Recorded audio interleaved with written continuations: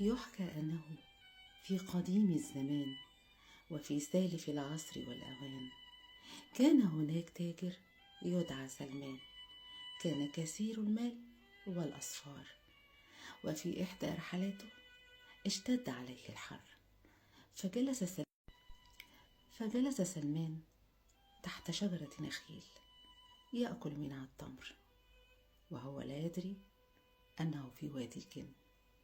ولما فرغ من أكل التمر رمى النواة، ولم تمض سوى لحظة حتى صار الغبار والدخان، ورأى التاجر عفريت من الجان يمسك بيده سيفا مسلولا ويتقدم نحوه في غضب، وقال له: استعد للموت، سأقتلك كما قتلت ولدي.